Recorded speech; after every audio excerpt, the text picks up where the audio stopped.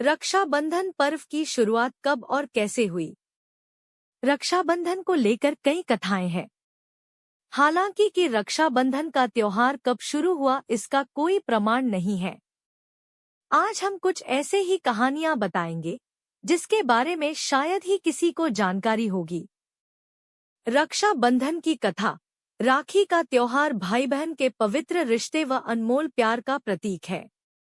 इस दिन बहनें अपने भाई के हाथ में राखी बांधकर उनसे रक्षा का वचन लेती हैं।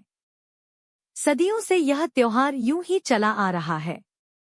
रक्षाबंधन को लेकर कई कथाएं हैं। हालांकि कि रक्षाबंधन का त्योहार कब शुरू हुआ इसका कोई प्रमाण नहीं है।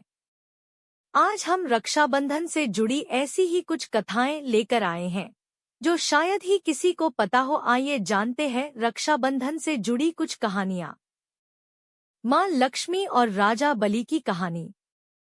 पौराणिक कथाओं के अनुसार जब असुर राजा बलि के दान धर्म से खुश होकर भगवान विष्णु ने उससे वरदान मांगने को कहा तो राजा बलि ने विष्णु भगवान से अपने साथ पाताल लोक में चलने को कहा और उनके साथ वहीं रह जाने का वरदान मांगा। तब विष्णु भगवान उनके साथ बैकुंठ धाम को छोड़कर पाताल लोक चले गए। बैकुंठ में माता लक्ष्मी अकेली पड़ गईं। भगवान विष्णु को पाताल लोक से वैकुंठ लाने के लिए माता लक्ष्मी ने अनेक प्रयास करने लगी। फिर एक दिन मां लक्ष्मी राजा बलि के यहाँ एक गरीब महिला का रूप धारण करके रहने लगी। जब मां एक दिन रोने लगी तब राजा बलि ने उनसे रोने का कारण पूछा। माता लक्ष्मी ने बताया कि उनका कोई भाई नहीं है, इसलिए वे उदास हैं। ऐसे में राजा बलि ने उनका भाई बनकर उनकी इच्छा पूरी की और माता लक्ष्मी ने राजा बलि की कलाई पर रक्षा सूत्र बांधा। फिर राजा बलि ने उनसे इस पवित्र मौके पर कुछ मांगने को कहा तो मां लक्ष्मी ने विष्णु जी को अपने वर के रूप में मांग लिया और इस तरह श्री विष्णु भगवान बैकुंठ धाम वापस आए। इंद्राणी ने इंद्रदेव को बांधा था रक्षा सूत्र। पौराणिक कथाओं के मुताबिक एक बार देवता और दानवों के बीच युद्ध 12 वर्षों तक चलता रहा, लेकिन उसमें देवता विजयी नहीं रहे। तब हार के भय से भगवान इंद्र देव गुरु बृहस्पति के पास पहुंचे। गुरु बृहस्पति ने युद्ध रोकने के लिए कहा और उपाय बताया। इंद्र की पत्नी महारानी शची ने कहा, कल श्रावण शुक्ल पूर्णिमा है, मैं रक्षा सूत्र तैयार करूंगी जिससे उनकी रक्षा होगी और वह विजयी होंगे। इंद्राणी शची ने अपने तपोबल से एक रक्षा सूत्र तैयार किया। श्रावण पूर्णिमा के दिन इंद्र की कलाई में बांध दी ब्राह्मण से मंत्रों का उच्चारण करवाकर भगवान इंद्र को बंधवाया। इसके बाद युद्ध में इंद्रदेव की विजय हुई। यह घटना भी सतयुग में ही हुई थी।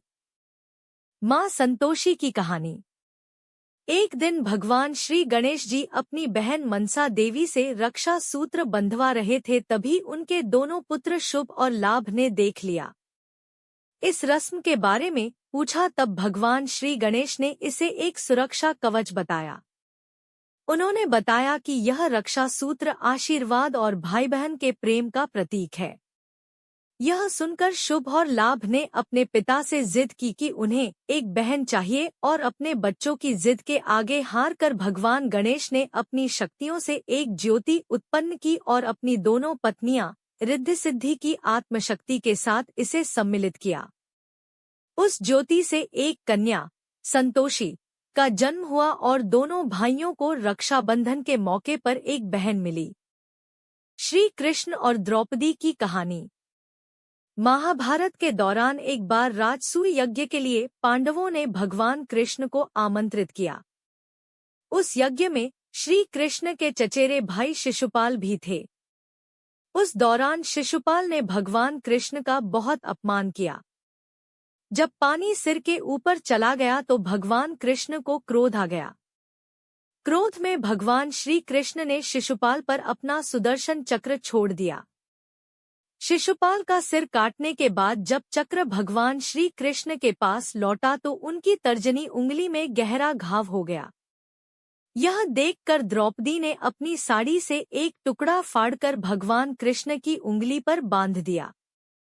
द्रौपदी के इस स्नेह को देखकर भगवान कृष्ण बहुत प्रसन्न हुए और द्रौपदी को वचन दिया कि वे हर स्थिति में हमेशा उनके साथ रहेंगे और हमेशा उनकी रक्षा करेंगे। इसके बाद जब द्रौपदी का चीरहरण होने लगा तो श्री कृष्ण ने अपना वचन पूरा किया। महारानी कर्णावती और सम्राट हुमायूं की कहानी। जब चित्तौड़ पर सुल्तान बहादुर शाह आक्रमण कर रहे तब महारानी कर्णावती ने अपने राज्य की सुरक्षा के लिए सम्राट हुमायूं को राखी भेजी और उनसे अपनी रक्षा की गुहार लगाई।